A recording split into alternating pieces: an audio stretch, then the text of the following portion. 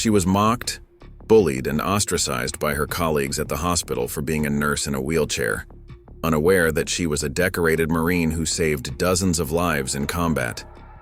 Her inspiring story proves that appearances can be deceiving, and true strength lies beneath the surface. If this is your first time on our channel, take a moment to subscribe and hit the notification bell as we dive into this remarkable tale of courage and resilience. To our returning subscribers, thank you for your continued support. The pristine halls of Memorial Hospital in Cedar Grove buzzed with the usual morning activity as Amelia Amy Winters wheeled herself toward the nurses' station. Her straight posture and confident movements contrasted sharply with the wheelchair she navigated expertly through the corridors. At 32, Amy had recently joined the hospital's intensive care unit, bringing years of medical experience, though her colleagues knew nothing of where that experience came from. Dr. Sarah Bennett stood at the nurses' station, her designer heels clicking against the polished floor as she saw Amy approach. A smirk crossed her face as she turned to her group of residents. "Here comes our special case," she whispered loud enough for Amy to hear. "I still can't believe they hired someone who can't even reach half the equipment." Amy kept her face neutral, the same expression she'd worn countless times under enemy fire. Her hands, which had once wielded weapons and saved wounded Marines, now gripped her wheelchair's wheels with the same steady determination. 8 years of Marine Corps service had taught her patience in the face of adversity. "Good morning, Dr. Bennett," Amy said calmly, reaching for her patient charts. Her voice carried a quiet authority that made several residents glance up curiously. "Nurse Winters," Dr. Bennett replied curtly. "I hope you can handle today's workload. We can't afford any limitations in the ICU." Before Amy could respond, Nurse Emily Parker rushed over. "Amy, thank goodness you're here. We need help with Mr. Thompson in room 203. He's having a panic attack and nobody can calm him down." Without hesitation, Amy wheeled toward room 203. As she entered, she found Robert "Bob" Thompson thrashing in his bed, his heart monitor beeping erratically. His eyes were wild with fear, a look Amy had seen before, not in hospitals, but on battlefields. "Mr. Thompson," she called out firmly, using the same tone she'd used to command her unit. "Look at me, sir. Focus on my voice." Something in her command presence made Bob's eyes lock onto hers. "Can't breathe," he gasped. "The walls. Closing in." "You're safe here," Amy assured him, wheeling closer. "I need you to breathe with me. In through your nose, out through your mouth, just like in basic training." Bob's eyes widened slightly at her words, his breathing starting to slow. You were military?" "Marines," Amy replied with a slight nod. "Just like that patch on your old jacket over there. Now breathe with me, Marine. That's an order." The familiar structure of command seemed to anchor Bob. His breathing steadied as he followed Amy's lead, the panic attack gradually subsiding. From the doorway, Dr. Bennett watched with poorly concealed surprise as the limited nurse in a wheelchair accomplished what several able-bodied staff members couldn't. As Amy finished recording Bob's vital signs, he grabbed her hand. "Thank you, ma'am. I haven't felt that safe since." His voice trailed off. "Since being deployed," Amy finished quietly. "I know, Marine. I know." Later that evening, as Amy prepared to end her shift, she overheard Dr. Bennett speaking to Dr. Cooper, the head of the department. "I don't care if she managed one veteran," Bennett was saying. "She's a liability. What happens when we need someone who can actually run during a code blue?" Amy wheeled past them, her back straight, her chin high. They didn't know about the times she'd dragged wounded soldiers to safety under heavy fire, or the field surgeries she'd performed in combat zones. They saw only the wheelchair, not the Marine who'd earned a Purple Heart serving her country. But Amy didn't need them to know. Not yet. She had learned long ago that respect, like many battles, wasn't won in a single day, and she had all the patience and determination she needed to prove herself, one shift at a time. The morning sun cast long shadows through the ICU windows as Amy arrived for her shift. 2 weeks had passed since the incident with Bob Thompson, and whispers followed her through the hospital corridors like persistent ghosts. Dr. Bennett had been particularly vocal about her concerns. turning what should have been routine staff meetings into subtle interrogations of Amy's capabilities. "Nurse Winters," Dr. Bennett called out as Amy wheeled past the nurse's station.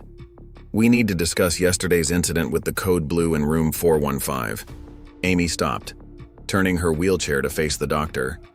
Yesterday, during a cardiac emergency, she had coordinated the response team effectively from her position, directing traffic and managing medications while other nurses performed CPR. The patient had survived, but apparently that wasn't enough. "Of course, Dr. Bennett," Amy replied, her voice carrying the same calm authority she'd used to command Marines in crisis situations. "Your position during the code was problematic," Dr. Bennett stated, shuffling through some papers. "Several staff members reported feeling hindered by having to maneuver around your wheelchair. In emergency situations, we need maximum mobility." Nurse Emily Parker, who had been organizing supplies nearby, spoke up. "Actually, Dr. Bennett, Amy's coordination was excellent. She managed the crash cart and medication administration perfectly while keeping the area organized." Dr. Bennett's eyes narrowed. "Thank you, Nurse Parker, but I'm addressing Nurse Winters directly."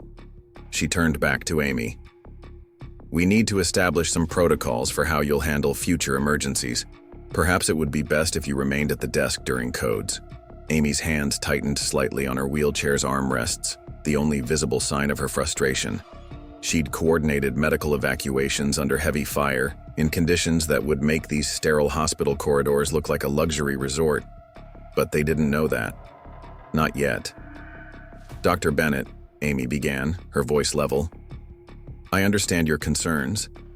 However, my response time to room 415 was within standard protocols, and the patient survived with no complications.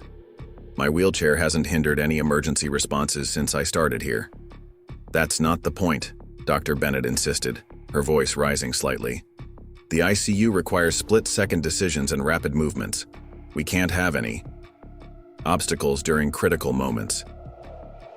The word obstacles hung in the air like a physical presence. Around them, other staff members pretended to be busy with their tasks, but Amy could feel their attention focused on the confrontation.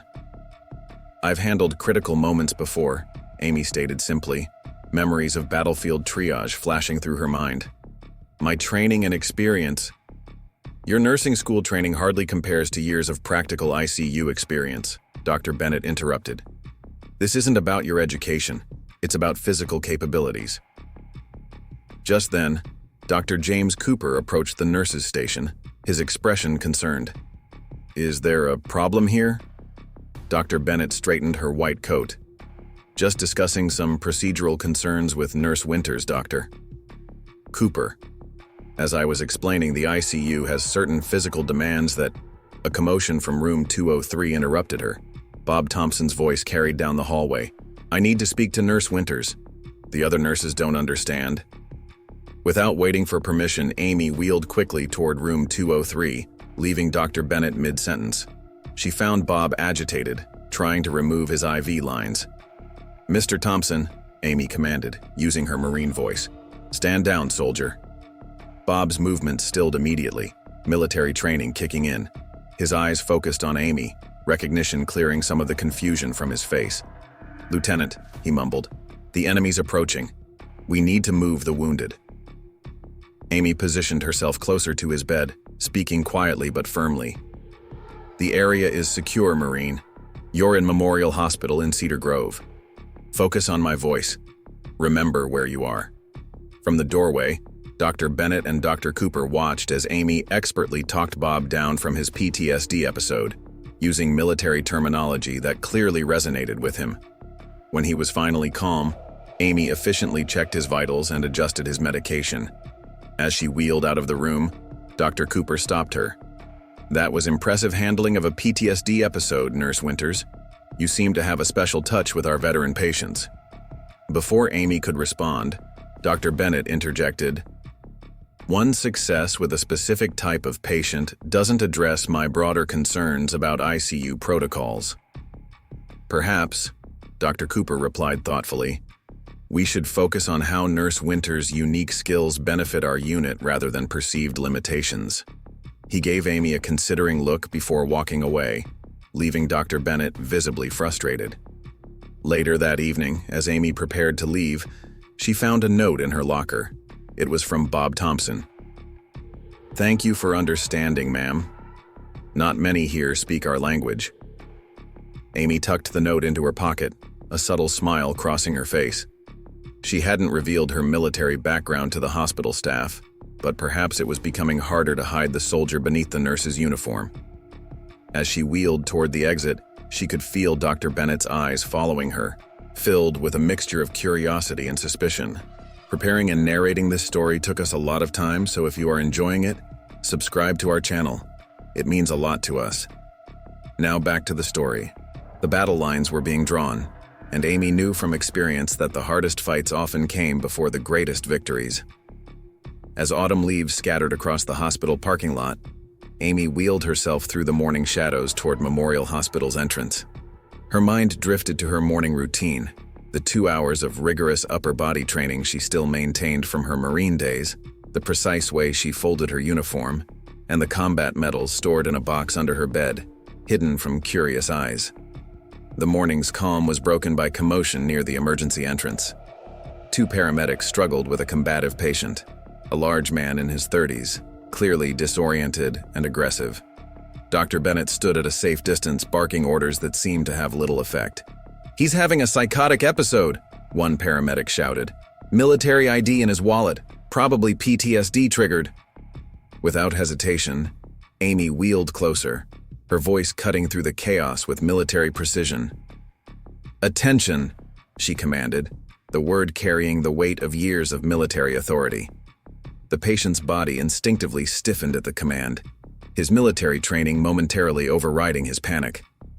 His wild eyes found Amy in her wheelchair, and something in her posture made him pause. "Marine, identify yourself," Amy ordered, her voice firm but controlled.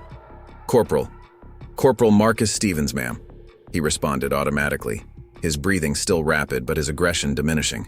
"Corporal Stevens, you're at Memorial Hospital in Cedar Grove. You're safe, but you need to stand down. Do you copy?" "I point." "I copy, ma'am," he replied, his body gradually relaxing. Dr. Bennett watched in barely concealed amazement as Amy continued to talk the patient down, using military terminology and commands that seemed to come naturally to her. The paramedics successfully transferred him to a gurney, and the situation was under control within minutes. As the crisis subsided, Dr. Sarah Bennett approached Amy, her expression a mixture of curiosity and skepticism. "How did you know how to handle that?" she demanded. "Experience with veteran patients," Amy replied simply, already turning her wheelchair toward the ICU. "No," Dr. Bennett persisted, following her. "That was more than just experience with patients. You spoke like one of them." Amy maintained her steady pace. "I've worked with many veterans, Dr. Bennett. You learn their language." Before Dr. Bennett could probe further, Nurse Emily Parker rushed up to them. "Amy, Bob Thompson is asking for you again. He's agitated about his upcoming surgery." As Amy wheeled away, she could feel Dr. Bennett's suspicious gaze following her. The doctor had begun watching her more closely since the incident with Bob Thompson, and now this morning's events would only intensify her scrutiny. In room 203, Bob Thompson sat upright in his bed, anxiety evident in his tense posture.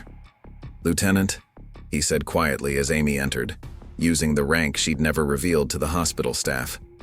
"I need to know. The surgery tomorrow. What are my chances?"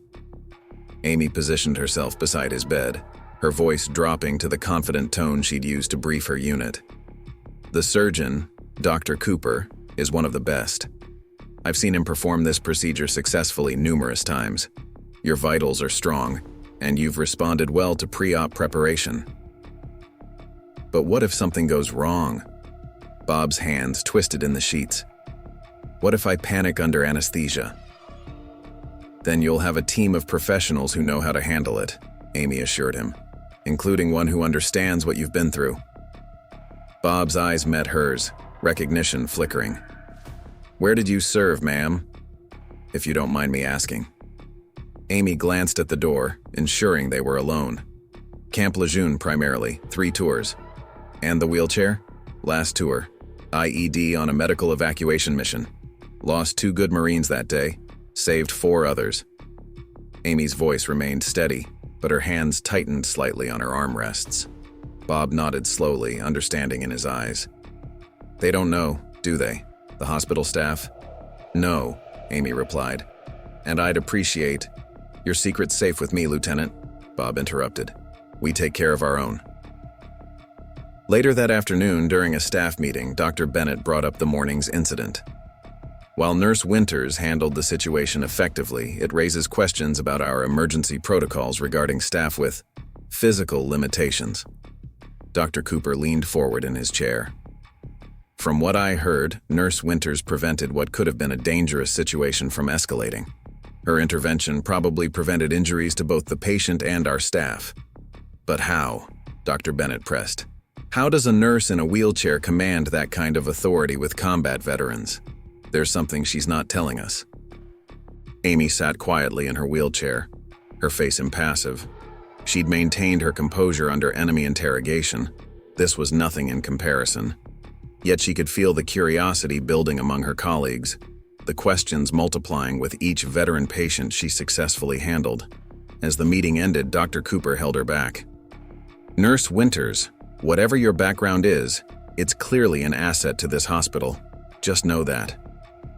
Amy nodded, grateful for his support but aware that her carefully maintained privacy was beginning to crack. Like any good tactical position, it could only be defended for so long before adaptation became necessary. That evening, as she wheeled through the parking lot, Amy noticed Dr. Bennett speaking with one of the paramedics from the morning incident, their heads close together in conversation. The doctor's determination to uncover her past was becoming more evident, and Amy knew that soon she would have to decide whether to maintain her silence or reveal the warrior beneath the nurse's uniform. The autumn wind whipped through the hospital's courtyard as Amy took her lunch break outside, appreciating the solitude. Her morning had been particularly challenging, with Dr. Bennett's scrutiny becoming more obvious by the day. As she unwrapped her sandwich, a shadow fell across her wheelchair. "Mind if I join you?" Dr. James Cooper asked, holding his own lunch tray. Amy gestured to the empty space at the table, curious about his presence. The head of the ICU rarely ate lunch in the courtyard, preferring his office or the doctor's lounge. "That was impressive work with Corporal Stevens yesterday," he began, his voice casual but his eyes observant. "You have a way with our military patients that I've rarely seen in civilian healthcare." Amy maintained her composed expression, years of military training helping her control any reaction. Veterans deserve specialized care. They face unique challenges. Dr. Cooper took a bite of his sandwich, chewing thoughtfully. "You know, I served as a medical officer at Camp Lejeune for 6 years." Amy's hands stilled momentarily on her water bottle, but she kept her voice steady. "Did you?" "Yes, until 2018. He paused, studying her reaction. "I worked closely with a Marine lieutenant in the medical evacuation unit. Remarkable officer. She saved dozens of lives under impossible conditions. Then there was that last mission." Amy's heart rate increased slightly, but her face remained neutral. "There are many remarkable people in the service." "Indeed," Dr. Cooper agreed. "This lieutenant, though, she had a particular way of handling crisis situations. A specific command presence that could calm the most agitated soldiers." He met her eyes directly. "Much like you did yesterday, Nurse Winters. Or should I say, Lieutenant?" The courtyard fell silent, except for the rustling leaves. Amy measured her response carefully, weighing her options like she had done countless times in combat situations. "How long have you known?" she finally asked. "I thought I recognized something familiar in your methods when you first arrived," he replied. "But it wasn't until yesterday's incident that I was certain. You were one of the best medical officers I'd ever worked with, Lieutenant Winters. That IED may have put you in that wheelchair, but it clearly didn't diminish your abilities." Amy exhaled slowly. "I prefer to keep my military service private, Dr. Cooper. I want to prove myself as a nurse, not as a former Marine." "And you have," he assured her. "But Dr. Bennett's increasing suspicion is making things difficult." She's been asking questions, making calls. Let her investigate, Amy said firmly. I have nothing to hide. I just choose not to advertise my past. Dr. Cooper leaned forward. She's pushing for a review of your position in the ICU, claiming potential liability issues.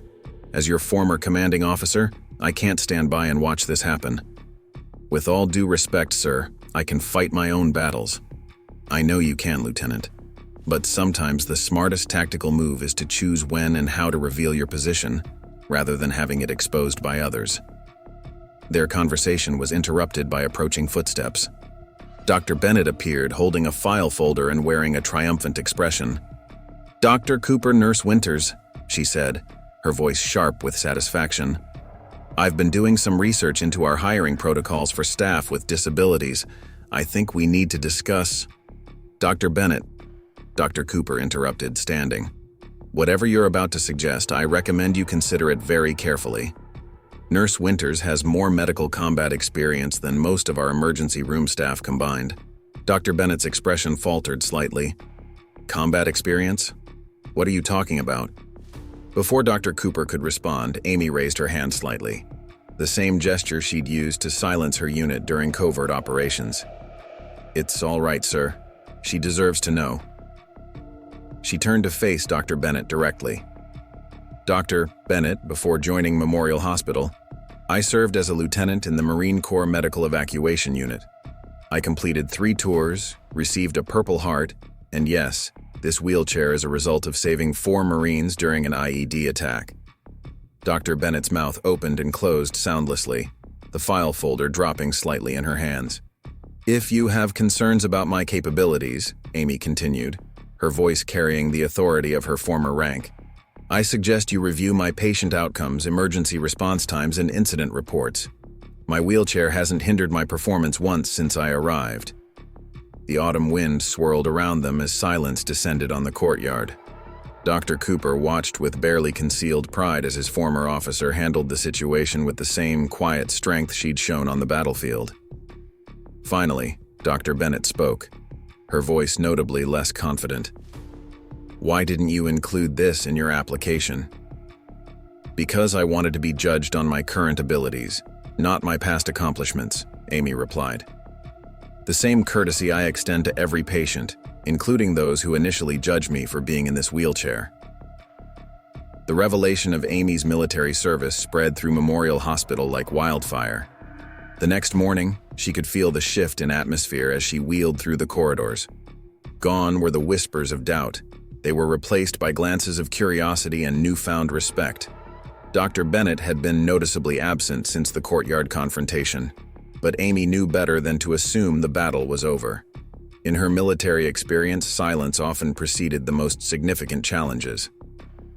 As she began her morning rounds, Nurse Emily Parker approached her with wide eyes. "Why didn't you tell me?" she asked, hurt evident in her voice. "All those times I defended you and you never mentioned being a Marine lieutenant." "It wasn't relevant to our work here, Emily," Amy replied, checking a patient's IV. "I didn't want special treatment." "But it explains so much," Emily persisted.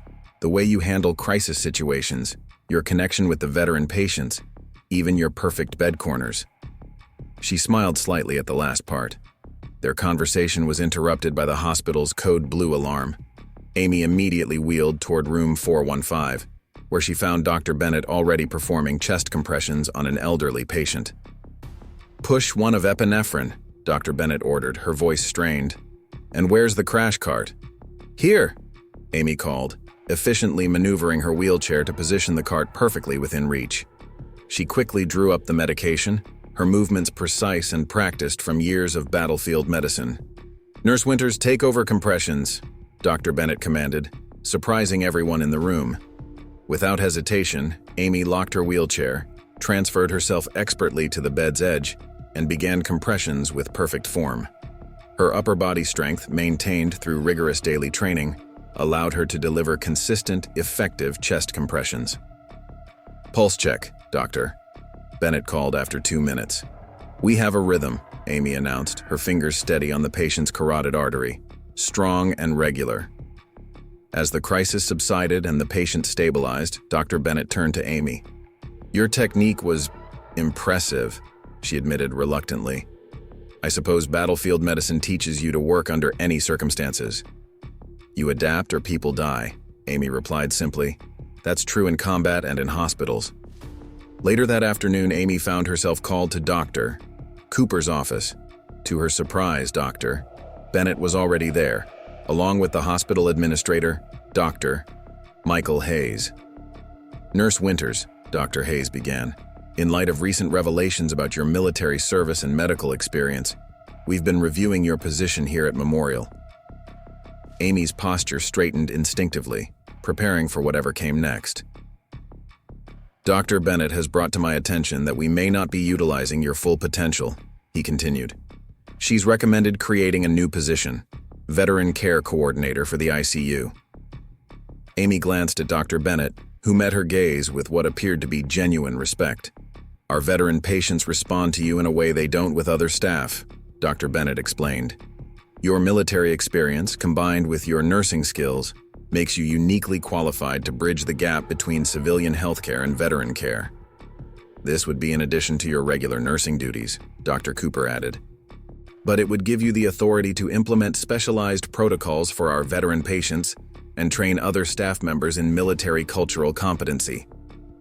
Amy considered the proposal carefully.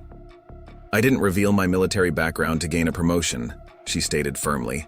"No," Dr. Bennett agreed, surprising Amy with her sincerity. "You proved your worth long before we knew you were a Marine. This isn't about your past service. It's about how you can help our hospital better serve all patients." As Amy wheeled back to the ICU after the meeting, she found Bob Thompson waiting at the nurse's station. "I heard the news, Lieutenant," he said with a proud smile. "About time they recognized what you can do." "News travels fast," Amy commented, raising an eyebrow. "Marines take care of their own," he replied. "And now you can take care of even more of us." That evening, as Amy prepared to leave, she found a note in her locker from Dr. Bennett. "I was wrong about you, and I'm sorry. Your wheelchair isn't a limitation, it's a reminder of your sacrifice and strength. Welcome to the team, Lieutenant." Amy tucked the note away, remembering similar notes of respect she'd received from her unit after that final mission. Sometimes, she reflected, the hardest victories weren't won on the battlefield, but in the quiet moments of understanding between former adversaries. Memorial Hospital's ICU was unusually busy the morning Amy began her new role as Veteran Care Coordinator. She had barely settled into her morning routine when multiple ambulances arrived carrying victims from a major highway accident. Among them was a young Marine in dress blues, severely injured while returning from a military ceremony. Lance Corporal David Martinez, 24, multiple trauma from vehicle rollover, the paramedic reported as they rushed him into the trauma bay.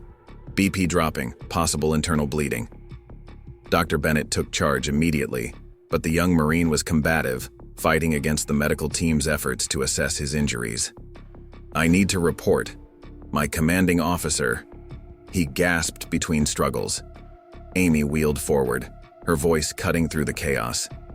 "Lance Corporal, this is Lieutenant Winters. Stand down and let us treat you. That's an order." The effect was immediate. Martinez's resistance ceased, his military training responding to the clear command presence in Amy's voice. Dr. Bennett shot her a grateful look as the team finally managed to start their assessment. "Multiple rib fractures, suspected splenic rupture," Dr. Bennett announced. "He needs immediate surgery. Nurse Winters, stay with him. He responds to you." As they prepared Martinez for emergency surgery, Amy maintained a steady stream of military-style communication, keeping him calm and cooperative. She noticed Dr. Bennett watching her technique with newfound appreciation. "Your presence makes a difference," Dr. Bennett admitted as they wheeled Martinez toward the operating room. "I never understood before how much the military background matters in these situations." The surgery lasted 4 hours. Amy used the time to implement some of her new protocols, coordinating with Martinez's unit and ensuring his military status was properly documented in his medical records. She had just finished when Dr. Bennett emerged from the OR. "He's stable," Dr. Bennett reported. "But post-operative care will be crucial. Any insights from your military experience that might help?" Amy nodded, already formulating a plan. "Marines are trained to push through pain, which can be dangerous during recovery. We'll need to modify our usual pain management protocols and be extra vigilant about monitoring his activity levels." Later that day, during a staff meeting, Amy presented her first set of recommended changes for veteran care. Dr. Bennett, who once questioned her every move, now actively supported her suggestions. "These protocols could improve outcomes for all our trauma patients, not just veterans," Dr. Bennett commented, reviewing Amy's proposals. "Your combat medicine experience brings a valuable perspective."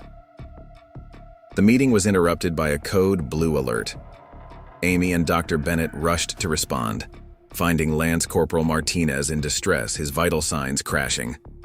"Post-operative hemorrhage," Dr. Bennett diagnosed quickly. "We need to get him back to surgery." As they worked to stabilize him, Amy noticed something familiar in his symptoms, something she'd seen in the field. "Dr. Bennett, check for compartment syndrome. It's common in combat trauma, especially with his injury pattern." Dr. Bennett's quick examination confirmed Amy's suspicion. "Good catch, Lieutenant. This could have been devastating if we'd missed it." Working together, they stabilized Martinez and got him the treatment he needed.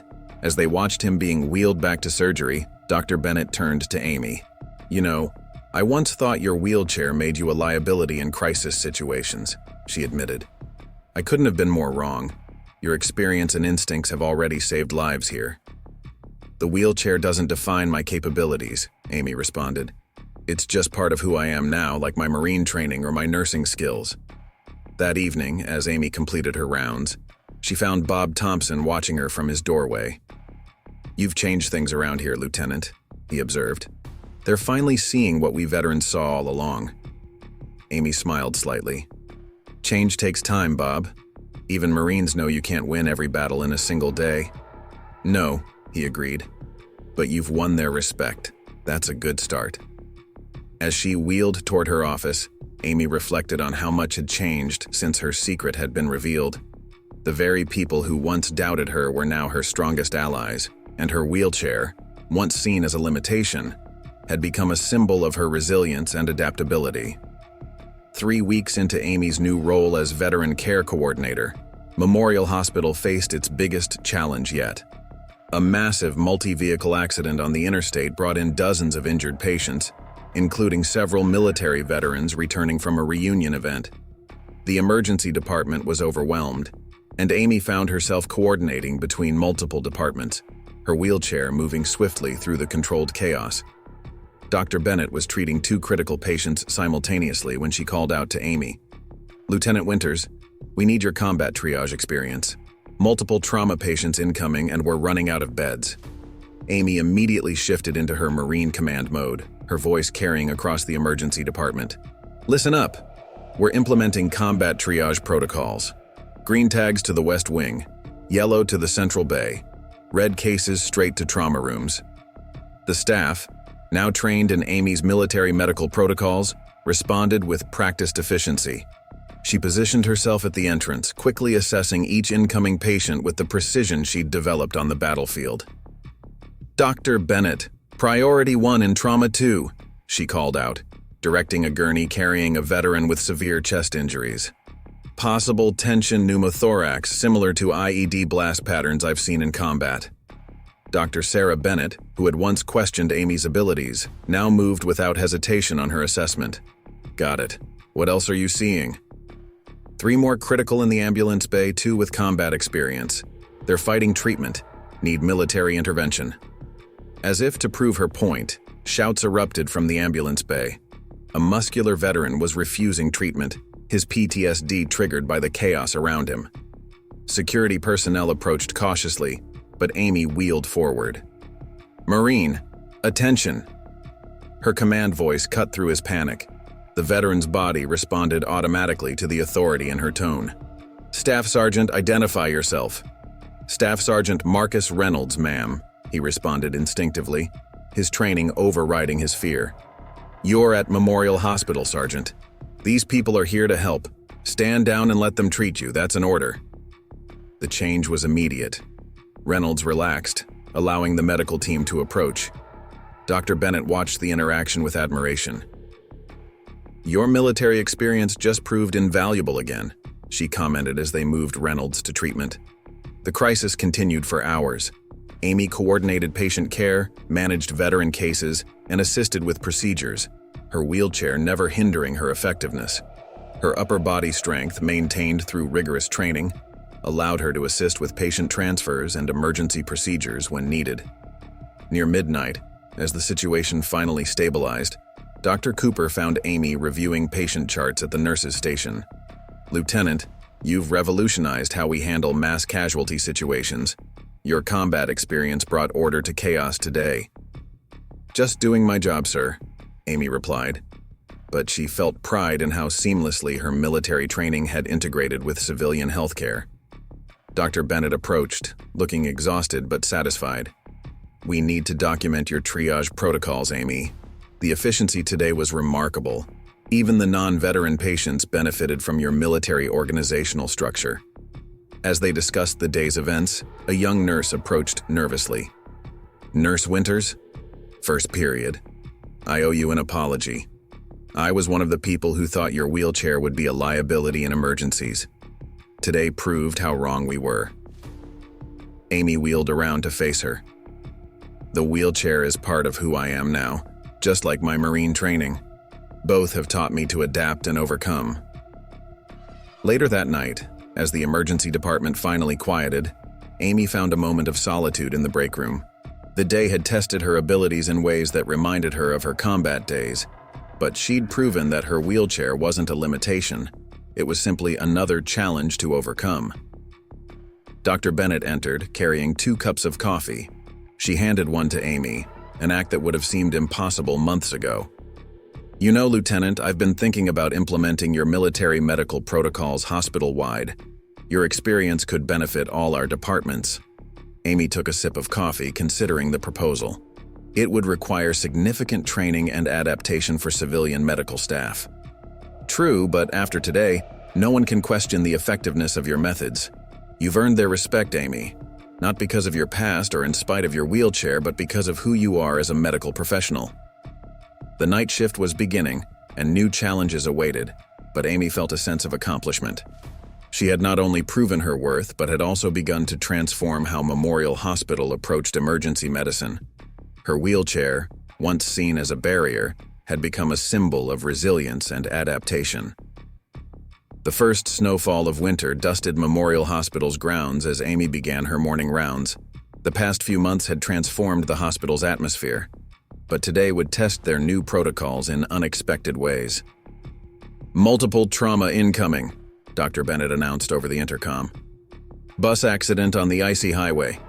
ETA 5 minutes. Amy wheeled to the emergency entrance, her military training kicking in as she assessed the situation. The first ambulance arrived carrying a familiar face, Dr. Rachel Morgan, one of their new interns, critically injured in the crash. She was on her way to her shift, the paramedic reported. Bus skidded on black ice, multiple casualties following.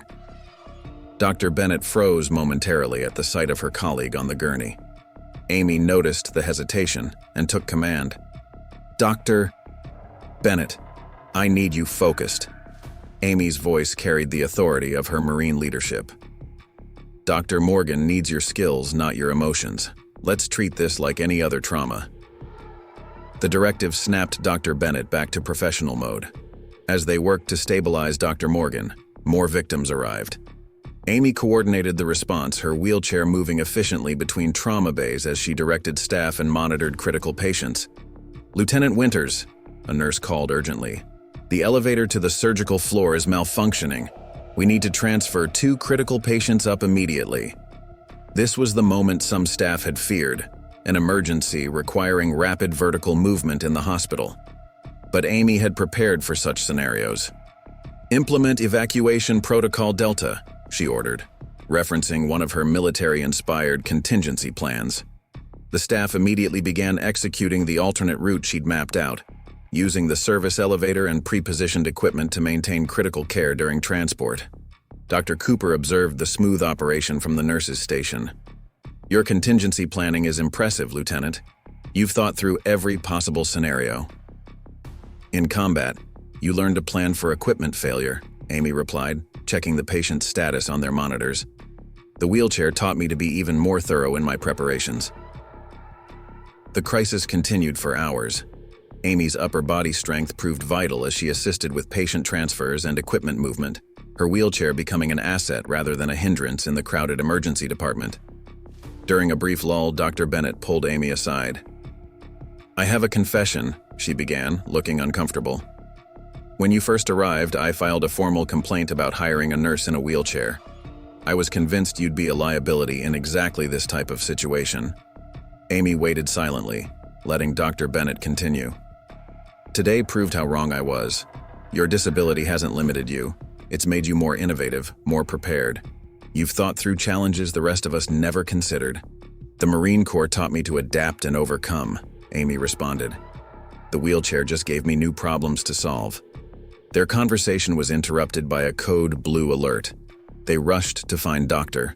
Morgan in cardiac arrest. The cramped room was already crowded with equipment and personnel, but Amy maneuvered her wheelchair precisely to manage the crash cart and medications. "Clear," Dr. Bennett called, delivering the shock. "After tense moments, Doctor." Morgan's heartbeat stabilized. As they monitored her recovery, Dr. Cooper approached Amy. "The board is meeting tomorrow to review our emergency protocols. They want your assessment of today's response." "Tell them what you witnessed," Amy replied. "Sometimes the strongest leadership comes from unexpected places." Later that night, as Amy completed her documentation, she found a note from Dr. Morgan's family. They'd heard about the nurse in the wheelchair who helped coordinate their daughter's care. Their gratitude reminded Amy why she'd chosen this path, not despite her wheelchair, but because of everything it had taught her about perseverance and adaptation. The snow continued falling outside, but inside Memorial Hospital something else had fallen. The last barriers of doubt about Amy's capabilities. Her wheelchair, once seen as a weakness, had become a symbol of the strength that comes from overcoming adversity. A winter storm battered Memorial Hospital's windows as Amy conducted her evening rounds. The ICU was quieter than usual, but tension hung in the air. Earlier that day, Dr. Bennett had announced that a Joint Commission inspection team would arrive tomorrow, specifically interested in evaluating the hospital's new veteran care protocols. "Lieutenant," Bob Thompson called from his room. "Got a minute?" Amy wheeled in, noticing his worried expression. "What's wrong, Marine?" "There's someone you need to know about," he said, lowering his voice. "The lead inspector tomorrow, Colonel Richards. He was there that day, in Afghanistan." Amy's hands tightened on her wheelchair's arms. "The medical evacuation mission?" "Yes, ma'am. He was the commanding officer who ordered your unit into that hot zone. The one who—" Bob hesitated. "The one who gave the order that got 2 of my Marines killed and put me in this chair," Amy finished, her voice steady but tight. Before they could continue, Dr. Bennett appeared in the doorway.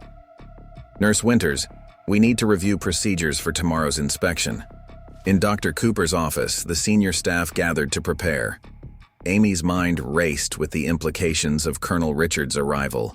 She hadn't seen him since testifying about the mission at the military inquiry. "The Joint Commission is particularly interested in your veteran care protocols," Dr. Cooper explained. "They want to understand how your military experience influences our procedures. Lieutenant Winters will need to present her programs personally," Dr. Bennett added, unaware of the complex history about to surface. Amy nodded, maintaining her composure. "I'll be ready." Later that night, as she prepared to leave, Dr. Cooper caught up with her. "I remember Colonel Richards from the inquiry," he said quietly. "Are you going to be okay with this?" "I've faced worse, sir," Amy replied. "The mission may have put me in this wheelchair, but it also taught me to never back down from a challenge." The next morning, Colonel Richards arrived with his inspection team. He stopped short when he saw Amy, recognition flashing across his face. "Lieutenant Winters," he said, his voice carrying a mix of surprise and discomfort. "I wasn't expecting to find you here." Life takes unexpected turns, Colonel, Amy responded, her posture military straight despite her wheelchair. Shall we begin the inspection? As Amy presented her veteran care protocols, she could feel the Colonel's scrutiny. Dr. Bennett, noticing the tension, watched with growing concern. These protocols, Colonel Richards interrupted, they're based on your combat experience? Yes, sir, including lessons learned from our last mission together. The room fell silent. Dr. Bennett looked between them, suddenly understanding there was more to Amy's story than they knew. That mission was unfortunate, the Colonel said carefully. 2 Marines died that day, sir, Amy replied, her voice firm. 4 survived because we refused to abandon them under fire. This wheelchair is a reminder of both the cost and the value of those decisions. Dr. Bennett stepped forward. Colonel, Lieutenant Winter's protocols have transformed our hospital. Her experience, all of it, has made us better. The inspection continued, but the dynamic had shifted. Amy presented each protocol with precision, highlighting how her combat experience, including the mission that cost her the use of her legs, had shaped their development. By day's end, Colonel Richards requested a private word with Amy. Dr. Bennett hovered nearby, protective of her now trusted colleague. Lieutenant, the Colonel began, I've carried the weight of that day's decisions for years. Seeing you here continuing to save lives despite everything, it's both humbling and inspiring. Amy met his gaze. We all carry weights from that day, Colonel. Some are just more visible than others. The revelation of Amy's full history spread quickly through the hospital. Staff members who had once questioned her abilities now saw her wheelchair as a badge of honor, a testament to her sacrifice and resilience. Dr. Bennett found Amy later in the break room. Why didn't you tell us the whole story? Because I wanted to be judged by what I can do now, Amy replied, not by what happened then. The morning after Colonel Richards' inspection, Memorial Hospital buzzed with a new energy. The full story of Amy's sacrifice had transformed how people viewed her, but it was her response to the inspection that truly cemented her leadership role. Dr. Bennett arrived early, finding Amy already at work reviewing patient charts. The Joint Commission's preliminary report came in, she announced, holding up a folder. They're not just approving your protocols, they're recommending them as a national standard for veteran care. Amy continued her charting, maintaining her characteristic composure. The protocols work because they're built on real experience, both military and civilian. It's more than that, Dr. Bennett insisted, sitting down beside her. Colonel Richards included a personal commendation. He detailed the mission that led to your injury, how you continued treating wounded Marines even after the IED blast, how you coordinated their evacuation while dealing with your own injuries.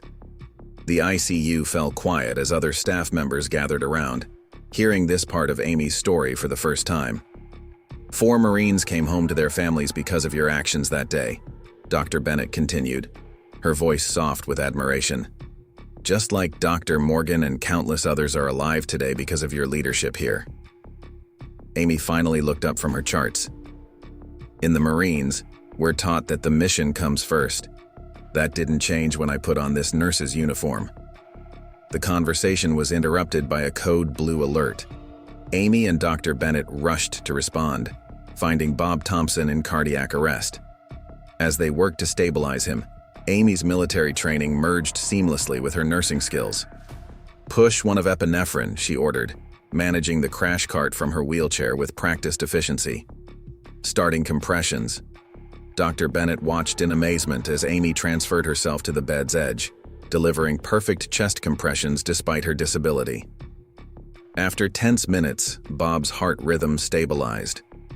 Later that afternoon, the hospital administrator, Dr. Michael Hayes, called an emergency staff meeting. The large conference room was packed as he stood to address them. Today, we received more than just approval from the Joint Commission, he announced.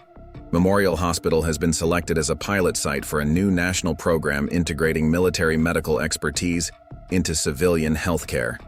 Lieutenant Winters will head this initiative. The room erupted in applause. Amy sat quietly in her wheelchair, thinking of how far they'd come from those first doubting looks and whispered concerns. Dr. Bennett stood next. I need to say something, she began. When Lieutenant Winters first arrived, I saw only limitations. I was wrong. Her wheelchair isn't a symbol of what she can't do. It's a testament to what she did for her country and what she continues to do for our patients. As the meeting concluded, Dr. Cooper pulled Amy aside. Colonel Richards wants to present you with a special commendation at the program launch next month. He feels it's long overdue. The recognition isn't necessary, Amy replied. The work we're doing here, helping both veteran and civilian patients, that's what matters. That evening, as Amy made her final rounds, she found Bob Thompson awake and alert. Heard about the new program, Lieutenant, he said with a proud smile. You're changing things for all of us vets. We adapt and overcome, right, Marine? Hoorah, Bob replied, offering a weak salute. As she wheeled toward her office, Dr. Bennett fell into step beside her. You know, I keep thinking about that first day you arrived, how wrong I was about everything. We all have prejudices to overcome, Amy responded. The key is being willing to learn from them. The winter night settled over Memorial Hospital as Amy completed her shift. The wheelchair that had once seemed like a barrier had become a symbol of something greater, the resilience of the human spirit, the power of dedication, and the importance of looking beyond surface limitations to see the strength within. Tomorrow would bring new challenges, new patients, and new opportunities to prove that disability doesn't define capability. But for now, Amy was content knowing that her journey from Marine lieutenant to nurse had helped bridge the gap between military and civilian medicine, creating a legacy that would benefit countless patients to come.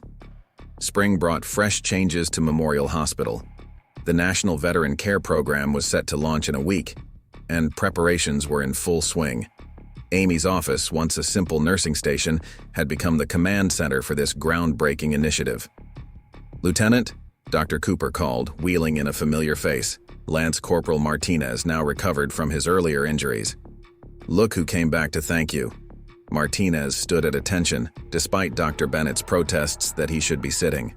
Ma'am, I had to come personally. What you've built here, it's going to help so many of us. Amy wheeled around her desk, noting how well he'd healed. At ease, Marine. How's the recovery going? Better than expected, ma'am. My unit's talking about your program. Word spreading through the Corps about what you're doing here. Before Amy could respond, a commotion erupted in the hallway. A new patient, a young female veteran, was fighting against the medical staff, her PTSD triggered by the hospital environment. Let me handle this, Amy said, wheeling quickly toward the disturbance. The scene was chaos. The veteran, Sergeant Sarah Collins, had backed herself into a corner, her eyes wild with panic. Security personnel stood helplessly by as nurses tried to reason with her. Everyone back up, Amy commanded, moving her wheelchair forward. Sergeant Collins, this is Lieutenant Winters, United States Marine Corps. Stand down. Collins's eyes locked onto Amy's wheelchair, then her confident posture. Recognition flickered. Not of Amy personally, but of a fellow warrior. Lieutenant? Collins's voice wavered. They said I'd be safe here. You are safe, Marine, Amy assured her, wheeling closer. Memorial Hospital has a special program for veterans. We understand what you've been through.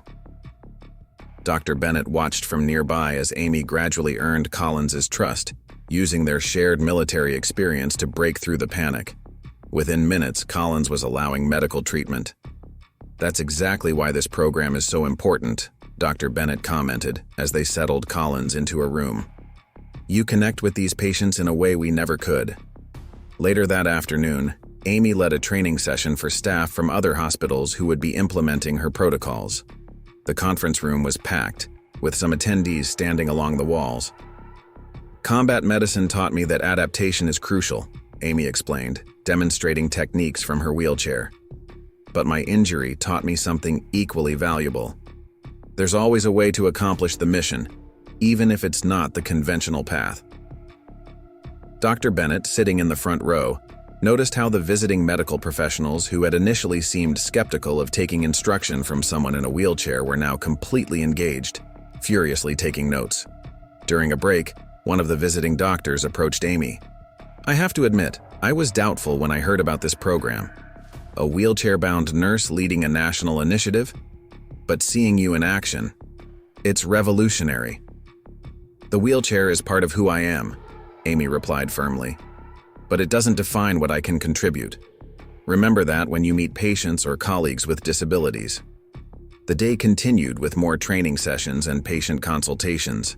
Amy moved seamlessly between roles: instructor, nurse, veteran advocate, and leader. Her wheelchair, once seen as an obstacle, had become as much a part of her authority as her Marine Corps background. That evening, Dr. Cooper called a small meeting with Amy and Dr. Bennett. The Joint Commission's final report came in. They're not just endorsing the program, they're recommending it for immediate nationwide implementation. "That's fantastic news," Dr. Bennett exclaimed, then noticed Amy's thoughtful expression. "What's on your mind, Lieutenant?" "I'm thinking about all the veterans out there who need this kind of understanding," Amy replied. "One hospital isn't enough. One program isn't enough." "What are you suggesting?" Dr. Cooper asked. "We need to expand the training, not just to other hospitals, but to emergency services, rehabilitation centers, anywhere veterans might seek care." Dr. Bennett nodded enthusiastically. "The wheelchair gives you instant credibility with them. They see someone who's not just talking about overcoming challenges, but living it every day." As they discussed expansion plans, Bob Thompson appeared in the doorway. "Sorry to interrupt, but Sergeant Collins is asking for you, Lieutenant. Says she's ready to talk about what happened overseas." Amy excused herself, wheeling toward Collins' room.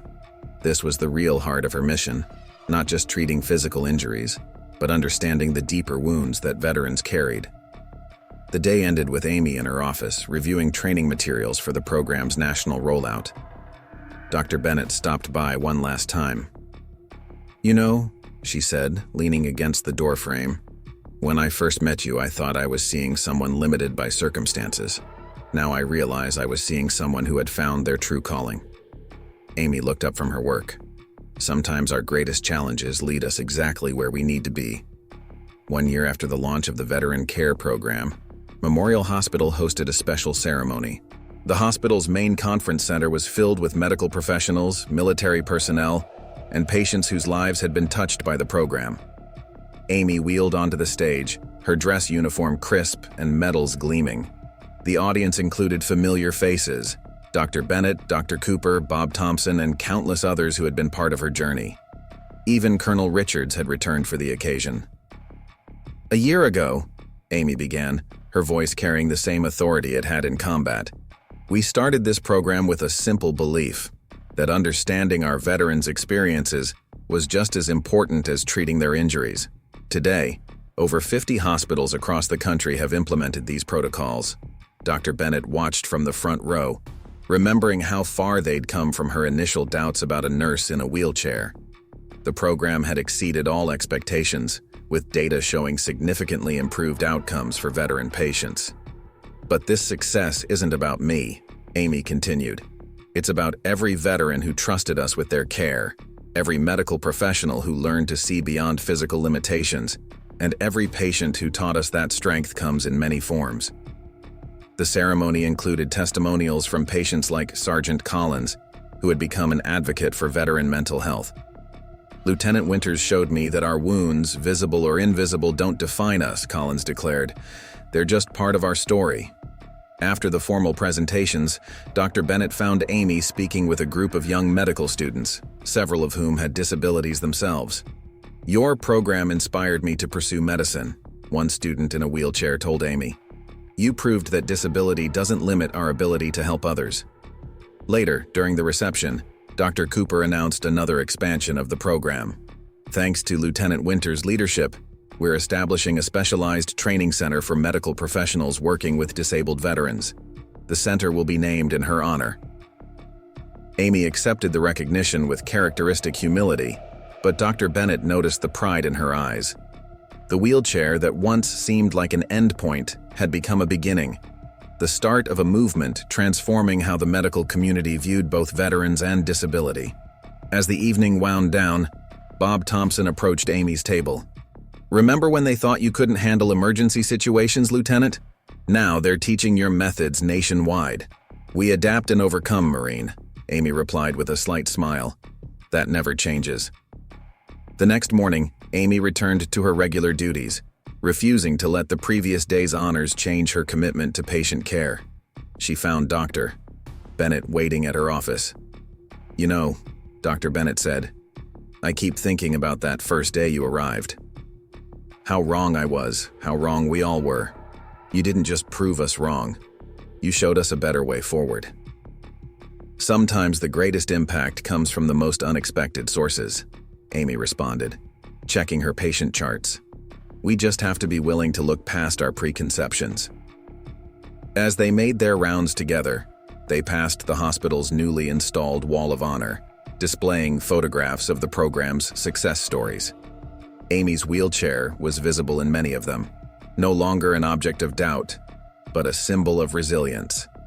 The day brought its usual challenges: emergency responses, veteran consultations, staff training. But now, when Amy wheeled through the halls, she saw not looks of skepticism, but expressions of respect and understanding. At shift's end, as Amy prepared to leave, she found a young veteran waiting by her office. "Lieutenant," he said nervously, "I'm starting medical school next year. They said your program proves I can do it, even with my prosthetic leg." Amy smiled, remembering her own journey from wounded Marine to pioneering nurse. "The only limits that matter are the ones we accept," she told him. "Everything else is just a challenge to overcome." As she wheeled out of Memorial Hospital that evening, Amy reflected on how a journey that began with doubt and prejudice had transformed into a legacy of hope and change. Her wheelchair, once seen as a symbol of limitation, had become a testament to the power of perseverance, adaptation, and unwavering dedication to service. The hospital stood quiet in the gathering dusk, but within its walls, the program she had built continued to grow, touching more lives and breaking down more barriers with each passing day. It was proof that sometimes the most powerful changes come not from overcoming disabilities, but from reimagining what's possible. Up next, you've got two more standout stories right on your screen. If this one hit the mark, you won't want to pass these up. Just click and check them out.